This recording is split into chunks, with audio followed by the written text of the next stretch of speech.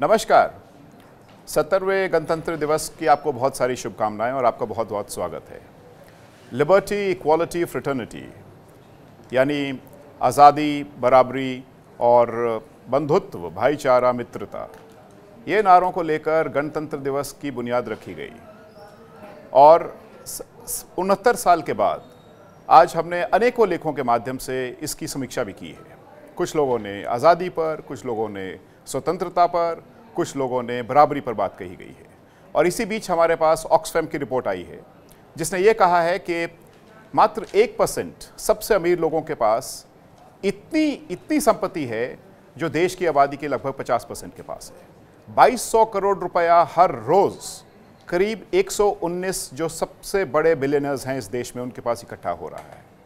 ये गणतंत्र दिवस आपको बहुत बहुत, हम सबको बहुत बहुत मुबारक हो, लेकिन शायद अभी भी इसकी बहुत बड़ी सीमाएं लांघने की ज़रूरत है। और इसी विकास के पहिए में जो इस सीढ़ी में सबसे नीचे है वो है जो हमारे शहरों में सबसे गरीब हैं, जिनके सिर पर छत नहीं है, जो होमलेस है। और वो गणतंत्र दिवस से ठीक पहले तिरंगा लेकर हमारे बीच, हमारे कारों के आगे, स्कूटर के आगे वो तिरंगा बेचते हैं, लेकिन गणतंत्र दिवस से 2 दिन पहले उनको वहां से खदेड़ दिया जाता है। आइए देखते हैं इस पर एक रिपोर्ट।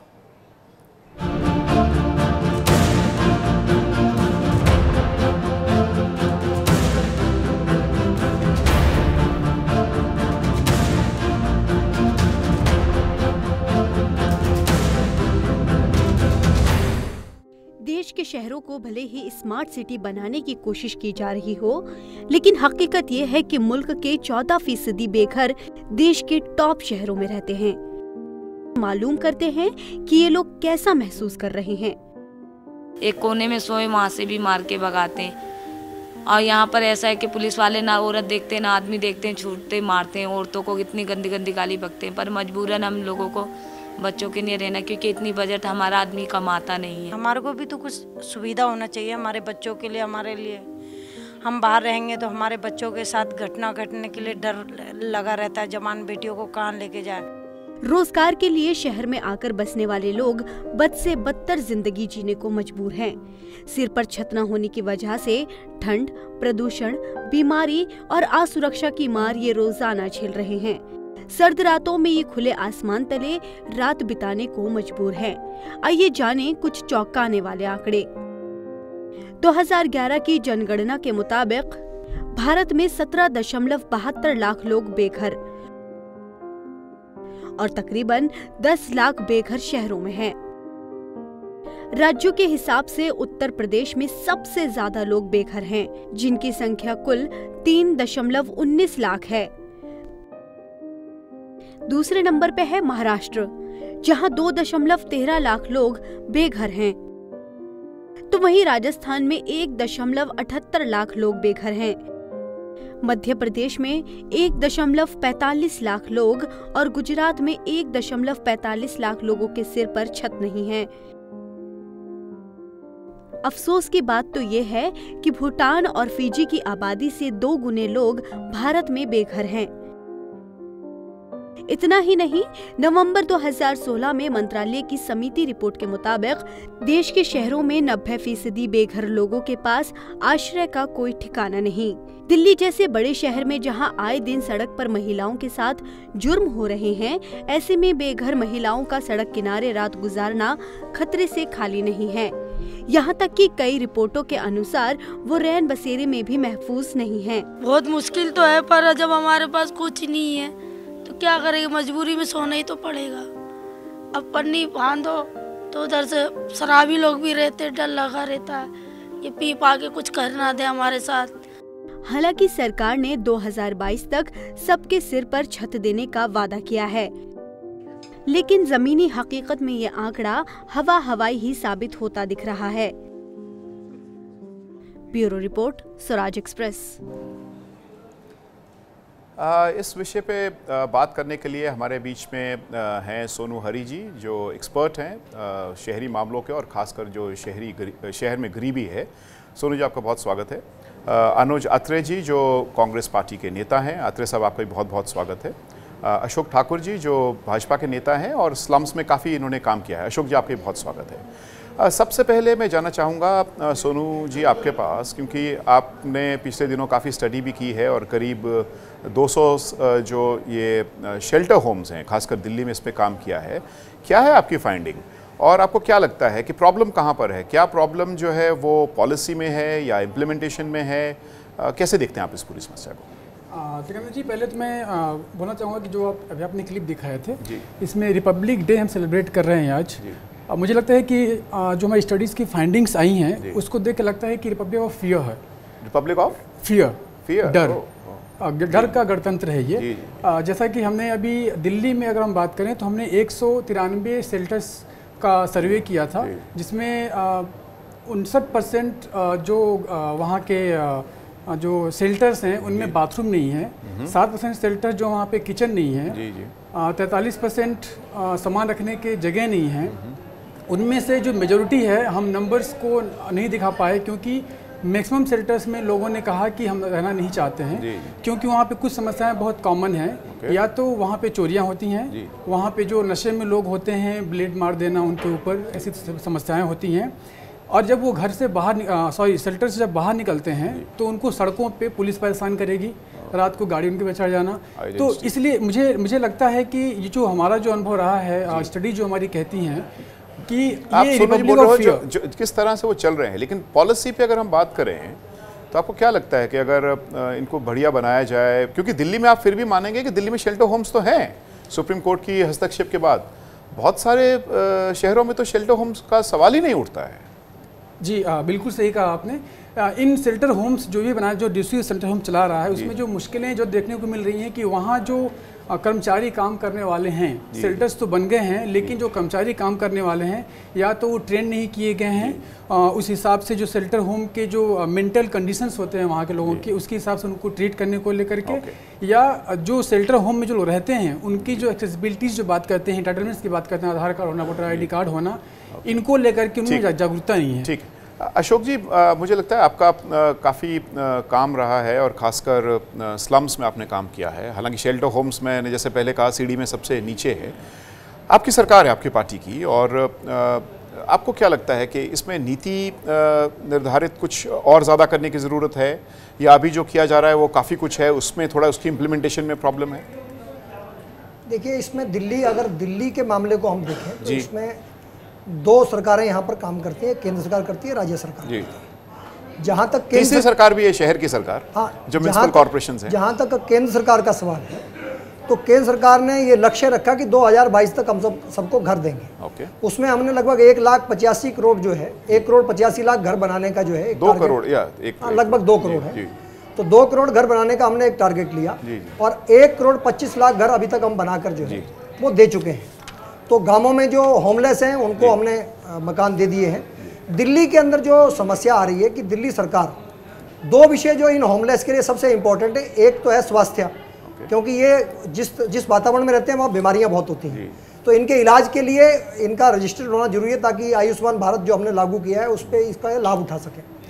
लेकिन उसमें कहीं ना कहीं सरकार कोऑपरेट नहीं की। दूसरा, घर बनाने की जो हमने कोशिश करी यहाँ पर दिल्ली में, तो केजरीवाल सरकार ने बिल्कुल सहयोग नहीं किया। लेकिन अशोक जी, घर जो बनाएंगे इनके पास क्षमता है ही नहीं, घर कैसे देंगे? इनको नहीं बनाने, क्या इन सिटू बनाएंगे? क्योंकि अगर आप PMAY की बात कर रहे हैं, अनु जी आप कुछ बोलना चाहेंगे? क्योंकि PMAY में 3 कंपोनेंट्स हैं अलग अलग, और जिस तरह सरकार दावा कर रही है कि हमने 1 करोड़ घर बना दिए हैं, लेकिन आंकड़ा तो कुछ उसके नज़दीक नहीं नज़र आ रहा है। निश्चित तौर पे देखिए, ये सरकार हमने देखा है, हालांकि जो आपका विषय बहुत ही एक गंभीर विषय है, एक सामाजिक विषय है, इस पर मैं नहीं चाहता था कि हम राजनीतिक कोई बात करें, लेकिन अब जब इस प्रकार से बात आ रही है तो थोड़ा सा जनता की आंखें भी खोलनी पड़ेंगी, क्योंकि ये सरकार देखिए जब से 2014 से लेकर के और 2019 चुनाव सर पर आ गए हैं, केवल और केवल आंकड़ेबाजी में चल रहे हैं।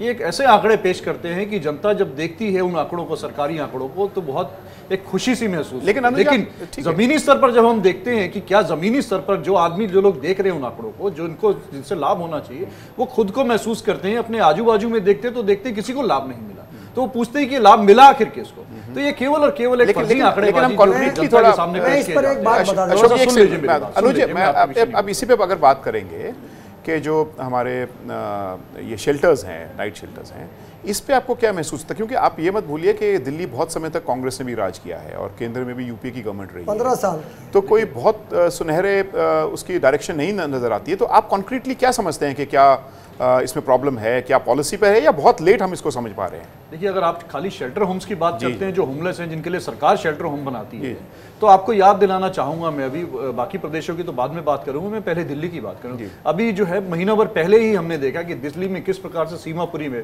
शेल्टर होम का एक बहुत बड़ा एक वहाँ पर एक स्कैंडल सामने आया था कि वहाँ पर जो बच्चियाँ हैं और जो लड़कियाँ रहती हैं, अनाथ बच्चे रहते हैं, उनका किस प्रकार से उनका जो है वहाँ पर दोहन हो रहा है। दिल्ली सरकार, जो आम आदमी पार्टी की सरकार है, उसको चला रही है, और उसके बाद जब ये मीडिया में खबरें चली तो जाकर के इनकी आंखें खुली। और लेकिन ये हम देखें हैं कि जो ये शेल्टर, क्या 15 सालों में कोई एक ऐसा बता दीजिए, एक ऐसा हादसा बता दीजिए, कोई एक ऐसी कमी बता दीजिए उन शेल्टर होम्स में, दिल्ली के शेल्टर होम्स में कहीं कोई कमी पाई हो। बहुत बड़ी उपलब्धि है। केवल बिना बात पे सिर्फ राजनीतिक बयानबाजी करना और बुराई करना बहुत आसान है। आप तथ्यों के आधार पर अगर देखेंगे तो 15 साल में शीला दीक्षित जी की सरकार, सुप्रीम कोर्ट के इंटरवेंशन के बाद बने, 2010 के बाद नहीं बने, हमारी सरकारों ने बनाया। मेरे ख्याल अशोक जी आप पे मैं थोड़ा बोलना चाहिए, लेकिन उससे पहले सोनू आपसे मैं पूछना चाहूंगा कि एक्चुअली प्रॉब्लम जो मैं बार बार कह रहा हूँ कि आपने भी डिफाइन की है, प्रॉब्लम है उसकी इफेक्टिव इम्प्लीमेंटेशन में। उसके अलावा आपको क्या लगता है कि चाहिए शेल्टर होम्स चाहिए? क्योंकि एक आंकड़े के हिसाब से करीब 3 लाख बेघर हैं, गवर्नमेंट बोल रही है 1.5 लाख हैं, और AAA की एक्शन एड की रिपोर्ट है कि ये करीब 2 लाख के बीच में है। 3 लाख के आसपास, 3 लाख के आसपास हैं जी, मान के चलते 3 लाख की बड़ी आबादी है शहर के अंदर। तो सोनू, आप कैसे देखते हैं कि आपने ये तो डिफाइन कर दिया कि क्या क्या प्रॉब्लम्स हैं, लेकिन क्या होना चाहिए और किसकी जवाबदेही बनती है उसमें? देखिए, सबसे पहले तो मैं बोलूँगा कि स्टेट का फेलियर है। ओके। कोई भी अगर होमलेस है तो सबसे बड़ा जिम्मेदारी बनती है कि स्टेट उसको ध्यान दे। जी। लोग जो बाहर से आ रहे हैं, स्मार्ट सिटीज़ की हम जो बात कर रहे हैं, वो स्मार्ट सिटीज बनाने से कुछ नहीं होगा जब तक आप पलायन को नहीं रोकेंगे। जो ग्रामीण क्षेत्रों में अगर आप ध्यान नहीं देंगे तो लोग आएंगे ही आएंगे। अगर लोग आ रहे हैं तो उसमें स्टेट रिस्पॉन्सिबिलिटी लेना चाहिए, क्योंकि वहाँ पे अनएम्प्लॉयमेंट होने की वजह से ही मैक्सिमम माइग्रेशंस हो रहे हैं। लेकिन दिल्ली की अगर हम बात कर रहे हैं, यहाँ पे जो शेल्टर्स की हम जो बात कर रहे हैं, मैक्सिमम चीज़ें देखने को जो मिल रही हैं कि शेल्टर्स तो हैं, लेकिन सुविधाओं को या इम्प्लीमेंटेशन का ही फेलियर दिखाई देता है।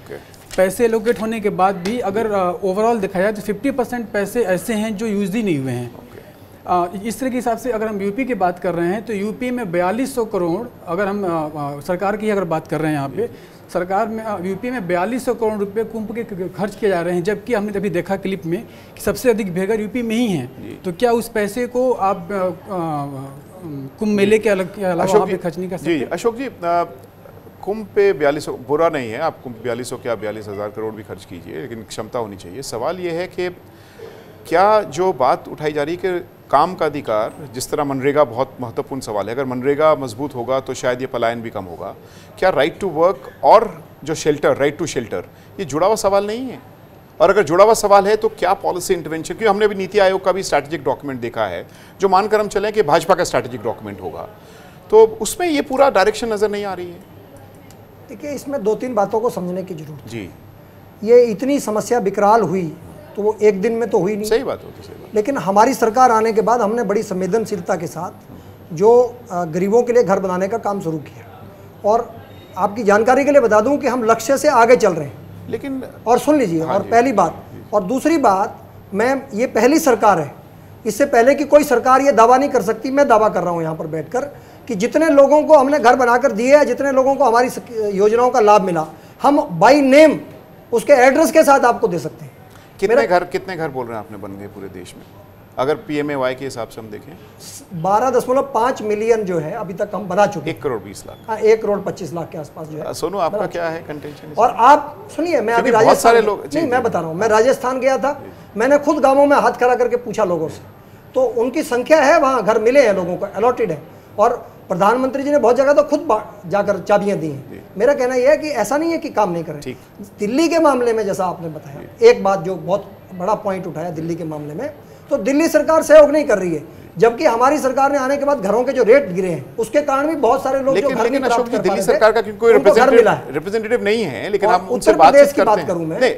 उनका ये कहना है कि दिल्ली में घरों की सबसे बड़ी जिम्मेवारी केंद्र सरकार की है, क्योंकि दिल्ली में जो भूभाग है उसका सबसे बड़ा अगर किसी के पास हिस्सा है तो वो DDA के पास है, और DDA वो केंद्र सरकार के पास है। वो ये आरोप लगाते हैं कि दो बातें हैं। हाँ, हम अगर उनके दायरे में जाकर काम करेंगे तो वो कहेंगे हमारे काम में हस्तक्षेप कर रहे हैं। हम कह रहे हैं कि आप हमें सहयोग कीजिए, हम पैसा दे रहे हैं, आप करिए, तो वो करते नहीं है।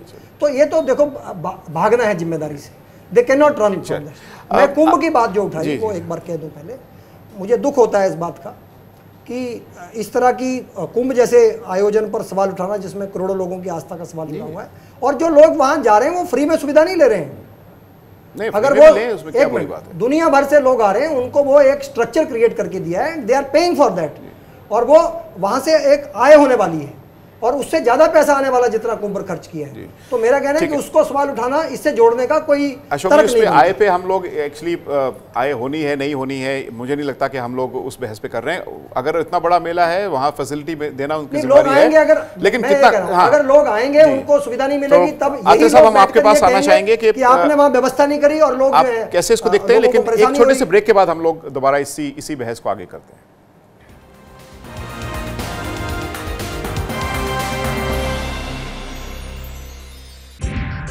स्टेट ऑफ द रिपब्लिक में देखिए।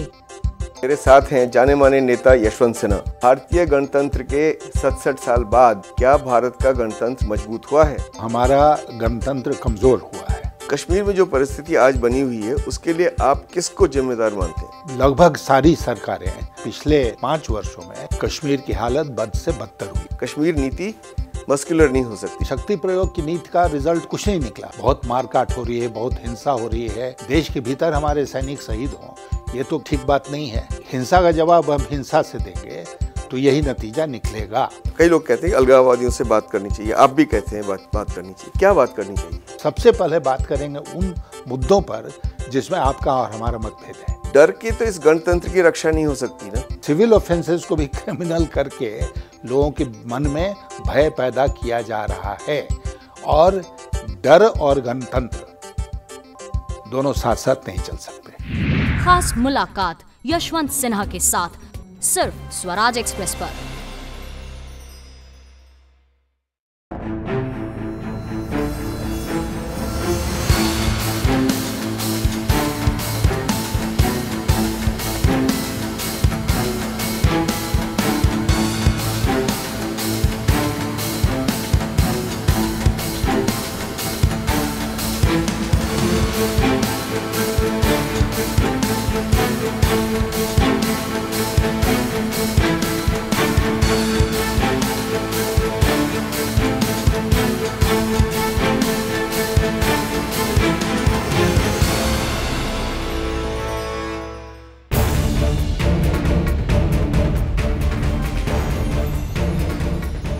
खेती किसानी और ग्रामीण भारत की खबरें लेकर मैं अनिका आर्यन हाजिर हूं।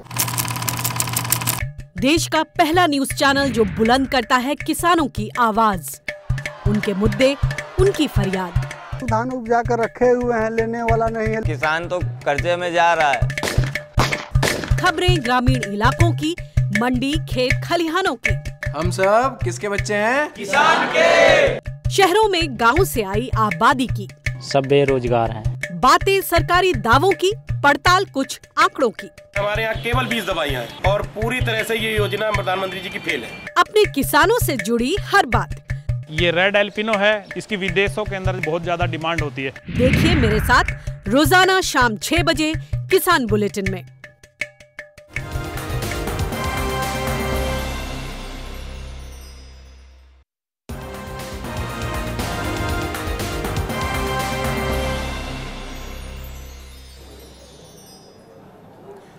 अर्बन एजेंडा में ब्रेक के बाद आपका फिर से एक बार स्वागत है। और आत्रे साहब, अभी अशोक जी ने 1 करोड़ 10 लाख घर बनाने की बात कही है। क्या लग रहा है आपको? शेल्टरलेस तो बढ़ रहे हैं, होमलेस तो बढ़ रहे हैं, कहाँ है हकीकत और कहाँ है आंकड़े? देखिए, पहले तो मैं ये बात बताना चाहूँगा कि ये जो 1 करोड़ 10 लाख या 1 करोड़ 25 लाख, पहले तो यही लोगों को ही नहीं ठीक से फिगर्स पता है कि कितनी है। और हकीकत मैंने 4 बार 1 करोड़ 25 लाख कही है। जी, सुन लीजिए, अगर फिगर बदली है तो सामने से बदली है, मेरी तरफ से सुन लीजिए। चलिए, आपके 1 करोड़ 25 लाख अभी हो सकता है, अभी 2000 अभी ये चुनाव के प्रचार में आते आते हो सकता है ये 2 करोड़ मिलियन बोल रहा हूँ फिर से। आपके नेताओं की फिगर्स हमें इतना पता है, अभी चुनावी भाषणों में जाते जाते 2 करोड़ भी पहुंच जाएगी। लेकिन वो ये नहीं बताना भूलेंगे, देश की जनता के सामने ये नहीं लाएंगे कि ये वो घर है कि जो मनमोहन सिंह जी की सरकार ने बना करके बना दिए, शुरू कर दिए थे, और जब पैसा सारा जो है यूपीए सरकार ने लगा दिया था, और बाद में जब फाइनल स्टेज पे आया और आपने उनको केवल चाबी बांटने के काम को लेकर के उसका क्रेडिट आप लेने की कोशिश करते हैं, लेकिन ये नहीं बताते हैं कि ये सारी योजनाएं यूपीए सरकार की, मनमोहन सिंह जी की सरकार की योजनाएं थी, जिनको आपने नाम बदल मैं आपको बहुत सारे जो ऑर्गेनाइजेशंस है उन्होंने इन फिगर को कंटेस्ट किया। मैं नहीं आपको कंटेस्ट करना चाह रहा अभी, क्योंकि हमारे शो का कुछ और मतलब है। जैसे वादा ना तोड़ो अभियान ने आरटीआई में लिया है, वो बोल रहे 20 लाख से ज़्यादा घर नहीं बने हैं। तो खैर आप 1 करोड़ 25 लाख मानकर चले और आप कहें कि 20 लाख बने हैं, जो भी है। लेकिन अभी हम लोग बात करना चाहेंगे जो हमारा आज का एजेंडा है, जो होमलेस हैं शहरों में। और सोनू, एक बहुत बड़े अपनी बात मेरी बीच में रहेगी, आप प्लीज अभी हम अगर मैं इनके ही बात पर रख लेते हैं, क्योंकि ये ऐसा आंकड़ा है कि जो कि सिद्ध होना बहुत मुश्किल है, क्योंकि सरकार, मैंने कहा सरकार इस चीज को सामने अभी नहीं लाने देना चाह रही है। जब तक सरकारी आंकड़े नहीं आएंगे, भाषणों में ये कुछ भी बोलते रहे तो जनता को वही मानना पड़ेगा। लेकिन अगर ये राज्यभर के हिसाब से जाएंगे तो ये आंकड़े बहुत कम है। अगर राज्यों की रिपोर्ट्स ली जाएगी तो ये आंकड़े बहुत कम है, और वास्तविकता ये कि जिनके हाथ में चाबी मिली है, जिन लोगों को पोजेशन मिला है मकान का, वो उससे भी कम निकला। एक मिनट अनुज, मैंने आपको कहा कि एक वादा ना तोड़ो अभियान भी एक काफी क्रेडिबल ऑर्गेनाइजेशन है, उसका ये बोलना है कि ये 20 लाख से ज्यादा नहीं है। बिल्कुल है। और लेकिन अभी सवाल सोनू जिसमें पूछना चाहूंगा, सोनू, क्योंकि हम वापस आते हैं अपने मेन सवाल पर कि जो अब आप होमलेस हो और आपको आइडेंटिटी तैयार करनी है, मतलब आप आइडेंटिटी कार्ड कैसे बनाएंगे आप वहाँ पर एंटर करने के लिए? तो आपको नहीं लगता ये भी एक बहुत बड़ी एक हर्डल है और रुकावट है वहाँ पर एक बहुत स्मूथ फंक्शनिंग में? जी बिल्कुल सही कहा आपने। हमने अपने स्टडी में पाया था कि जब हमने वहाँ के जो स्टाफ होते हैं, जो देखरेख करते हैं, रिस्पॉन्सिबिलिटी बनती है कि इस पे वो ध्यान दें।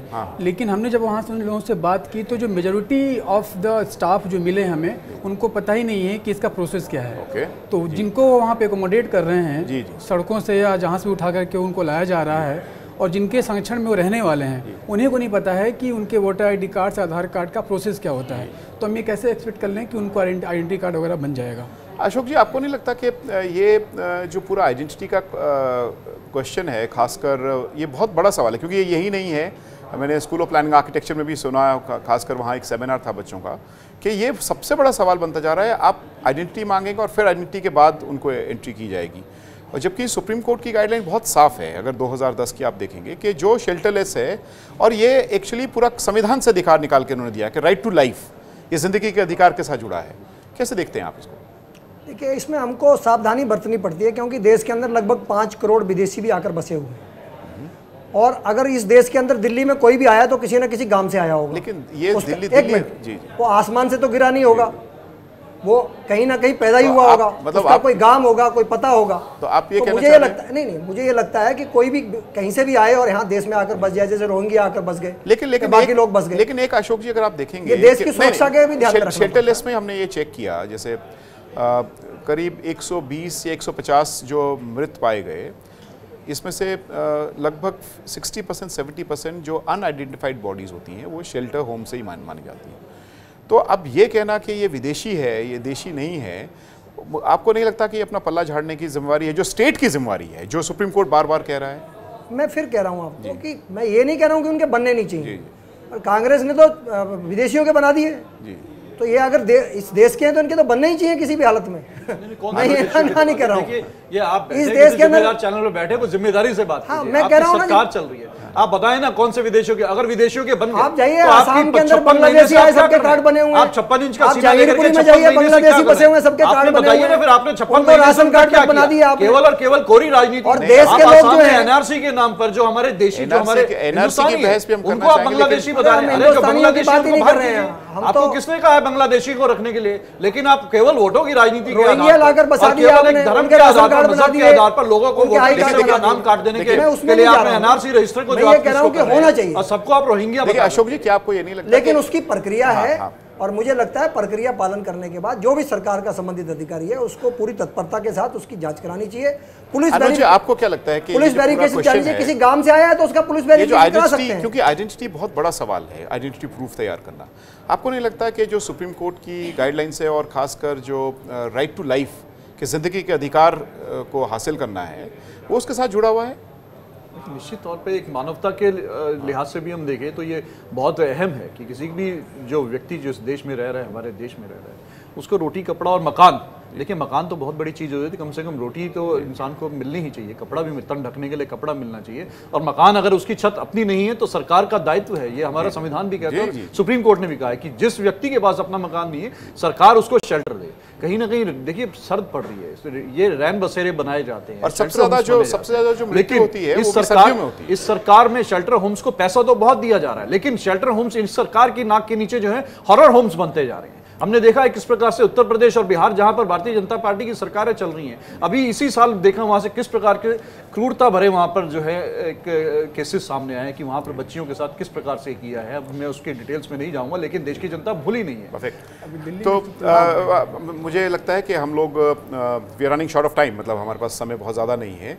अगर लास्ट 1 मिनट में सोनू आपसे शुरू करेंगे, क्योंकि हमने शुरुआत आप ही से की थी और आप पूरे एक्सपर्ट हैं, क्या कहना चाहते हैं आपके, क्या होना चाहिए? हमने क्या है अभी वो हकीकत जानी है, क्या होना चाहिए ठोस रूप में, अगर मैं आपसे 20 सेकंड में पूछूं? मैं बहुत ज़्यादा लंबा नहीं बोलूँगा, मैं शॉर्ट में अगर बोलूँ तो आर्टिकल 21 के अनुसार ये हर एक नागरिक का अधिकार है कि उसके ज़िंदगी का उसका सुरक्षा किया जाए। जो सरकार जो भी पावर में है वो प्रतिबद्ध है उसको इम्प्लीमेंट करने के लिए, उसको तो सरकार की जिम्मेदारी है ये। जी हाँ, बिल्कुल। अशोक जी, आपका क्या कहना है, क्योंकि आप तो स्लम्स में काम करते हैं और आप इंटरनेशनल उनके लीडर भी हैं? देखिए, मैं बड़ा स्पष्ट बता दूं आपको, आप तो केवल होमलेस की बात कर रहे हैं जो शेल्टर होम में रह रहे हैं। मैं तो कह रहा हूं जो झुग्गियों में रह रहे हैं वो भी होमलेस ही है। वो भी हम लोग एजेंडा करते हैं अपन एजेंडा पे, नहीं वो भी होमलेस ही है, क्योंकि उनको भी घर मिलना उनका भी अधिकार है, मुझे ये लगता है। तो मुझे ये लगता है कि चाहे वो कोई भी सरकार हो, चाहे केजरीवाल सरकार हो, उनको थोड़ा ज़्यादा संवेदनशीलता दिखानी चाहिए, और केंद्र इतना फंड दे रहा है, इतना पैसा दे रहा है, उसको उपयोग करके इन लोगों को कहीं ना कहीं घर उपलब्ध कराने की दिशा में बढ़ना चाहिए। और केंद्र सरकार तो इनका बीमा भी करना चाहती है, इनके इलाज की व्यवस्था भी करना चाहती है, बीमा अपने आप में बहुत बड़ा सवाल है, मैं उस पर नहीं जाना चाहता, लेकिन राज्यों का विषय है तो राज्य सरकार को संवेदनशीलता से इस पर काम करना चाहिए। लास्ट अगर आपसे 20 सेकेंड पूछे जाएं। जी देखिए, हमारा ये मानना है कि जो कम से कम, या मैं ये कहूं कि मान लीजिए अगली सरकार बदलती है हाइपोथेटिकली, तो क्या करना चाहेंगे आप? देखिए, निश्चित तौर पे ये होमलेस के लिए कम से कम आप, अगर मैं कहता हूं कि अगर अपनी उनकी छत ना हो तो, लेकिन सरकार को इतना तो देखना चाहिए कि जो शेल्टर होम्स है, ये जो शेल्टर होम में जा रहा है वो इंसान बहुत ज़्यादा दयनीय स्थिति में है। वो बिल्कुल ऐसी स्थिति में कि ना उसके पास खाने को कुछ है, ना तन ढकने के लिए है, ना छत तो है नहीं। और अगर वहां भी उनके साथ क्रूरता होगी, ये तो हम लोगों के लिए बहुत ही शर्मसार है। सरकार के नाते और इंसानियत के नाते और समाज के नाते हम लोगों को इस बात को बहुत गंभीरता से लेना चाहिए। बहुत बहुत धन्यवाद हमारे तीनों गेस्ट का, अशोक ठाकुर जी आपका भी, अनुज जी आपका भी, और सोनू जी आपका भी। और जैसा आपने देखा कि बहुत महत्वपूर्ण सवाल है, क्योंकि शहरों में सबसे गरीब अगर कोई है तो वो है जिसके सिर पर छत भी नहीं है। ये छत का सवाल कब बनेगा, कब छत इनके सिर पर आएगी, मुझे लगता है ये बहुत बड़ा सवाल है, और आने वाले 2019 के जो हमारे चुनाव हैं इसमें महत्वपूर्ण सवाल बनकर उठेगा, क्योंकि ये जो सिर्फ छत का सवाल नहीं, ये जीने का अधिकार है जो हमारे संविधान में बहुत अच्छी तरह से प्रतिबिंबित है। बहुत बहुत धन्यवाद। अब एजेंडा देखने के लिए बहुत बहुत धन्यवाद।